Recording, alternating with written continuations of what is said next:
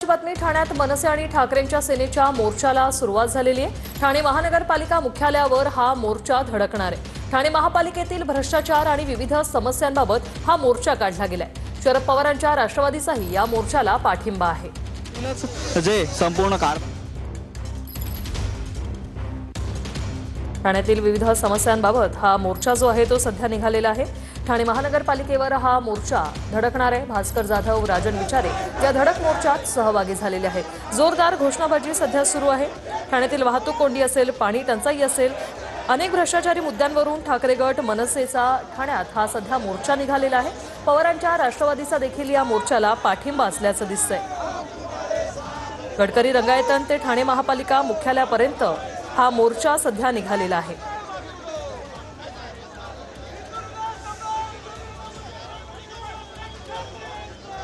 त्यांना प्रश्न हा विचारा की तुम्ही ज्या शहरात एवढी वर्ष राहताय, तुम्ही सगळे आता तुम्ही जे कोण बोलताय ते मला माहित नाही तुम्ही कोणाबद्दल बोलताय, त्यांना विचारा नक्की स्मार्ट सिटी मग मस्के साहेबांना विचारा ना, मग स्मार्ट सिटीचा अर्थ काय?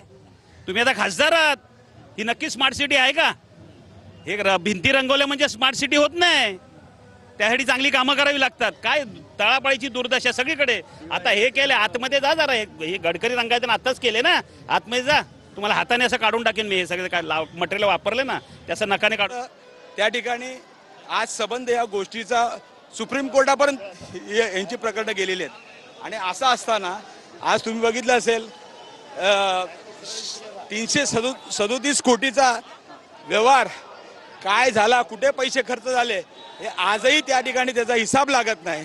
म्हणजे एवढी गंभीर बाब जर असेल जनतेच्या पैशाचा ज्या पद्धतीने अपहार करतायत, म्हणून आज यासाठी आम्ही एवढ्या मोठ्या संख्येने इथे आलेलो। माजी महापौर आहे ज्यांनी खरं तर आहे की काय तुमच्याच सोबत काम केलेलं आहे। मगाशी घेतलं ना तू, परत 2 वेळा घेतोस, मगाशी घेतलं ना तू, मगाशी घेतलं नाही का? तर ठाण्यात मनसे ठाकरेंच्या सेनेचा हा एकत्रित मोर्चा आपण पाहतोय। ठाणे महानगरपालिका मुख्यालयावर हा मोर्चा आता थोड्याच वेळात धडकणार आहे। विविध मागण्यांसाठी हा मोर्चा जो आहे तो एकत्रित मोर्चा निघालेला आहे।